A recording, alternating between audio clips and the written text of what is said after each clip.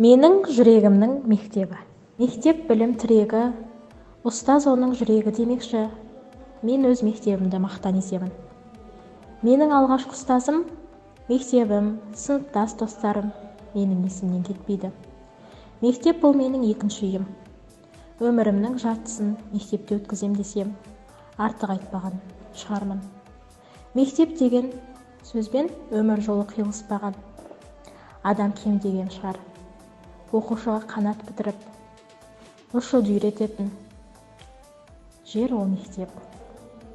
Қанша жыл өмір сүрсең де, қандай іспен айналыссаң да, өмірдегі ең ұмытылмас керемет, қызыққа толы сәттерім ол мектебіммен байланысты.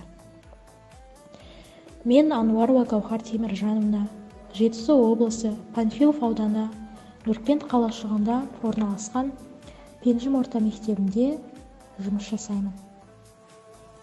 Мектебім жап-жаңа 3 қабатты әсем ғимарат. Сырт келбеті өте әдемі. Мектеп үлкен өмірге жолдама беретін алтын орда деп ойлаймын. Бала жүрегі кішкентай күй сандық. Сол сандықтың кілтін тапсаң ғана ашылады демекші.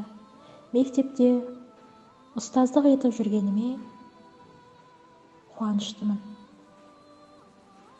Мектебім әр баланың мерекесі, қуаныш сыйлаған да сен екенсің. Болашақ армандардың асуына апаратын сен ғана жол екенсің. Мен өз мектебімді мақтан тұтамын.